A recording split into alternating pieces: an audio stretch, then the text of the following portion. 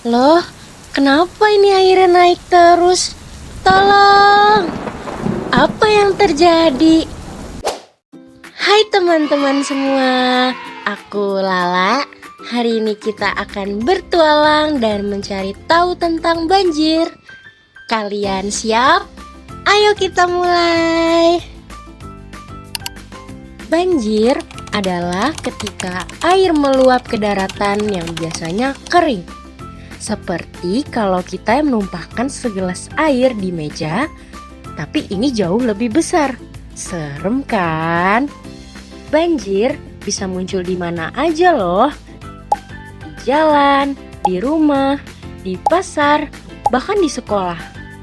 Wah, kalau sekolah banjir gimana dong? Supaya kalian lebih paham lagi, coba ingat-ingat, pernahkah kalian lupa untuk mematikan keran air di kamar mandi? Kalau pernah, pasti airnya meluap kan? Dan kamar mandi kita akan tergenang air. Nah, banjir juga seperti itu, tapi versi raksasa.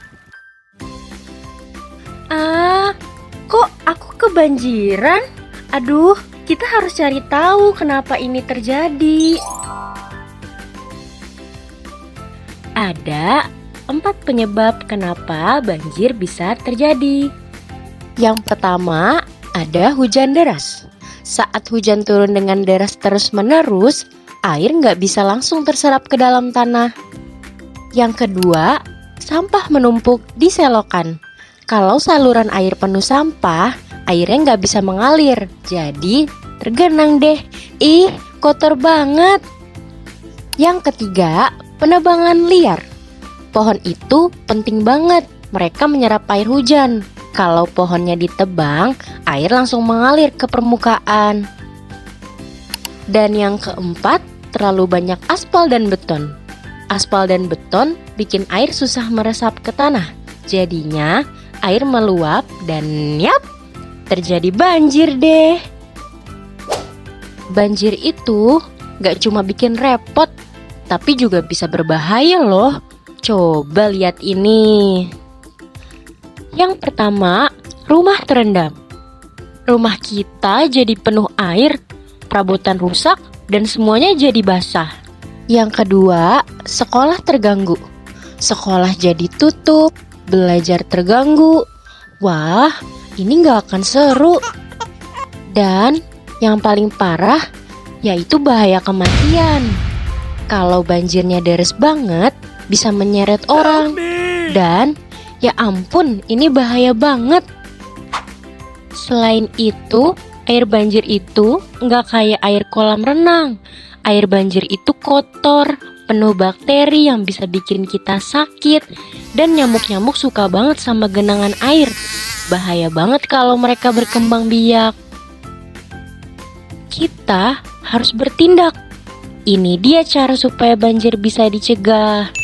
Yang pertama, buang sampah pada tempatnya. Jangan buang sampah sembarangan ya.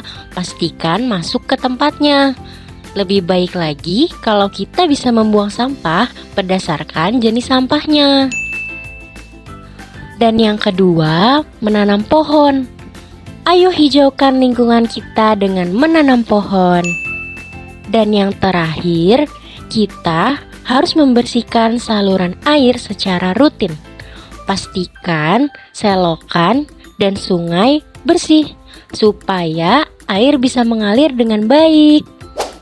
Semuanya harus dimulai dari diri kita sendiri. Kalau kita peduli lingkungan, kita bisa bebas dari banjir. Yuk, jaga lingkungan kita supaya bebas banjir. Pernahkah kalian melihat atau mengalami banjir di sekitar rumah kalian? Coba ceritakan di depan kelas ya.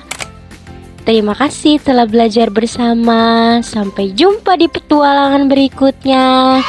Dadah.